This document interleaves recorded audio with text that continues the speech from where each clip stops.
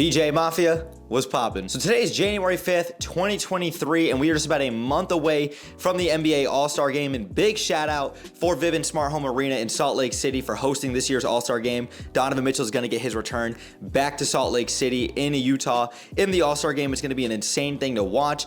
But I had a lot of issues with this fan All-Star voting list. I'm going to talk about it here today, both the Eastern Conference and in the Western Conference. I want to start off in the East, really give some issues and some things that I really liked about the list. Same thing for the Western Conference. Let's just dive right into the East. So starting off in the Eastern Conference front court, you guys stick with me. Let's go down the list. We've got Kevin Durant, Giannis Antetokounmpo, Joel Embiid, Jason Tatum, Jimmy Butler, Pascal Siakam, Kyle Kuzma, Paolo Banchero, Nicholas Claxton, and Jarrett Allen. Now, with the first 4 or 5 guys, I really don't have much of an issue. I actually felt like this was a very fair and honorable ranking for the Eastern Conference front court in these guys, because guys like KD, Giannis, Joel, Jason, those guys are all playing at an MVP level, and you can make an argument for every single one of these guys winning this year's MVP race so far. But when it comes to the rest of this list, and I'm not talking about really Pascal Siakam, I'm talking about guys like Kyle Kuzma, Nicholas Claxton, and Jarrett Allen. All of these guys are phenomenal role players who've played their role this year, and Kyle Kuzma's definitely had a great year with the Washington Wizards. But 2 guys I definitely need to take off this list in the Eastern Conference front court without even thinking twice is Nicholas Claxton and both Jarrett Allen. Both of these guys are great rim protectors. These guys can do some things offensively speaking for their teams, but none of these guys should be in that top 10 of that list. You need to replace them with Julius Randle, who's been playing his ass off this season, and especially these last couple of weeks. If you guys haven't been paying attention to the Knicks, Julius Randle has been on one. And the other guy is Bam Adebayo. He's been playing like a top 3 center in the game this year, or at least top 5 if you want to be fair, right? I would argue he's been a top 3 center in the game this year. Bam Adebayo has been nothing short of spectacular. Where the hell are these guys? But like I said, otherwise in the Eastern Conference front court, I thought a pretty fair voting overall. Now let's talk about the Eastern Conference guards. Stick around with me again. We got Kyrie Irving, Donovan Mitchell, James Harden, Jaylen Brown, Trae Young, DeMar DeRozan, LaMelo Ball, Tyrese Halliburton, Derrick Rose, and Darius Garland. Now, a couple of issues I definitely take with this list, a lot more than I do with the front court, is guys I'm taking off of here immediately.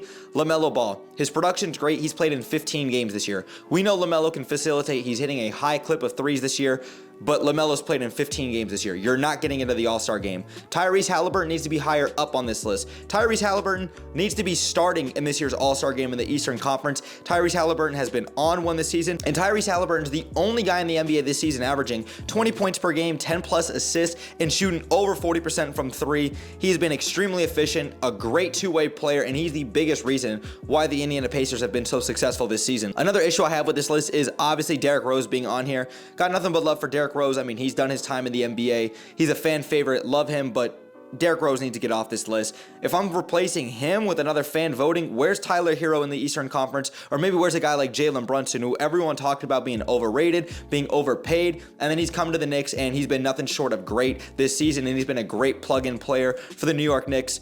Jalen Brunson and Tyler Hero definitely need to be on this list as well. Now transitioning into the Western Conference, let's talk about the front court. Let's go down the list. We got LeBron James, Nikola Jokic, Anthony Davis, Zion Williamson, Andrew Wiggins, Paul George, Lauri Markkanen, Draymond Green, Kawhi Leonard, and Kevon Looney. Now, the one big issue I have with this list, obviously outside of just Kevon Looney, because he obviously needs to get taken off this list, is Lauri Markkanen should be a lot higher up on this list. Now, yes, there's going to be some Jazz bias coming up out of this, but Markkanen being at 7 behind Andrew Wiggins and Paul George, Zion I can get with, even though Zion's now dealing with a hamstring issue, and I hope he has a fast and speedy recovery, because he's nothing short of a great player when he's on the court. But Lauri Markkanen is not only going to be this year's Most Improved Player award, maybe next to Shai Gilgeous-Alexander, but I think Lauri Markkanen should get it. But Lauri Markkanen is probably in the conversation for being like higher up on this list, and I absolutely think he should. I would put him at 5 or 6 easily on this list. He's definitely surpassed everyone's expectations. Nobody expected Lauri Markkanen, not the Chicago Bulls, not the Cleveland Cavaliers, not even the Jazz expected Markkanen to be this good. And he's been nothing short of great this season, and he's exceeded everyone's expectations. Draymond Green, you need to get off of this list. Kevon Looney needs to get off of this list. They're obviously great system players, great role players, and Draymond is basically the engine that gets this team running for the Golden State Warriors. but there's a lot more issues, I would say, with this list overall in the front court. But Lauri Markkanen, I think, was the big one that definitely stood out to me that said, hey, he needed to be higher up on this list. Now transitioning into the Western Conference guards, let's go back down the list. We got Steph Curry, Luka Doncic, Ja Morant, Shai Gilgeous-Alexander, Klay Thompson, Russell Westbrook, Damian Lillard, Devin Booker, Austin Reeves, and Jordan Poole. Now this list, out of all of the ones I've gone down so far, this is the most flawed one by far. Now I could get with the top four. I could totally get with Steph Curry, Luka, SGA, and Ja Morant all being on here. All of these guys are deserving of that. But Klay Thompson, Russell Westbrook, Austin Reeves, Jordan Poole need to get off of this list. Jordan Clarkson, and that might be another Jazz bias coming out of me, is more deserving than those guys. Where's De'Aaron Fox? And I also forgot to mention in the front court in the Western Conference, where's Domantas Sabonis? I know Klay Thompson erupted for 50-plus points the other night when Donovan Mitchell scored that 71. Klay Thompson is not an all-star this year. Let's just keep it a buck. Jordan Poole, he's had his moments. He has a lot of ups and downs. He's not an all-star quite there, and he's not quite there yet. Maybe if Steph Curry was healthy, we got a different story. And this might be a little bit of bias coming up out of me, but Jordan Clarkson, I think, should be in that all-star top 10 conversation in the Western Conference guards. I could understand why he might not be, but Utah has obviously exceeded a lot of people's expectations, even though they've kind of cooled off from their hot start. But the big one I didn't mention is, where the hell is Anthony Edwards in the Western Conference guards, and where are the two Sacramento Kings leading players in Domantas Sabonis in the front court and De'Aaron Fox? That is the biggest, huge issue with this list. In the West, it's where's Sabonis and where's Fox. In the East, it's where's Randall and where's Brunson.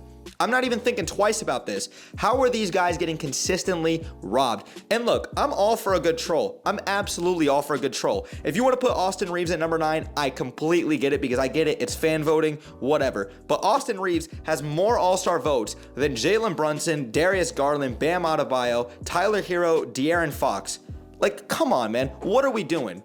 I know the all-star system is not going to actually allow Austin Reeves to get in, or maybe a guy, maybe like Klay Thompson, honestly, to get in. We'll see, but this is ridiculous. I had a couple of issues with this list, but my biggest takeaways from this list were where's De'Aaron Fox and Domantas Sabonis doing great things in Sacramento, and then for the New York Knicks, it's where's Julius Randle and Jalen Brunson. This is getting ridiculous, y'all. But that's really my overall thoughts with this list. I'm actually really excited to get an update whenever the NBA decides to drop another fan poll voting for this All-Star game, and I'm super excited to watch this year's All-Star game like I am every single year. I do think that they need to change it up a little bit more and just make it a little bit more competitive, but otherwise, I mean, who doesn't love the NBA All-Star game? But NBA fans, let me know your thoughts in the comments down below. What did you guys think about this year's NBA All-Star voting so far? Drop your thoughts in the comments down below. But if you guys enjoyed today's video, man, make sure you guys drop me a thumbs up. It takes 1 second and it helps me in the channel out tremendously. And if you guys are new here, consider hitting that subscribe bell to stay tuned for more NBA content that I do here on YouTube. And make sure you guys go follow me on my socials, especially on Twitter. I'm very active and I'm on there every single day. The link tree will be in the description down below. But thanks again for sticking around throughout the whole video. Brett James, aka BJ. I'm out, y'all. Peace.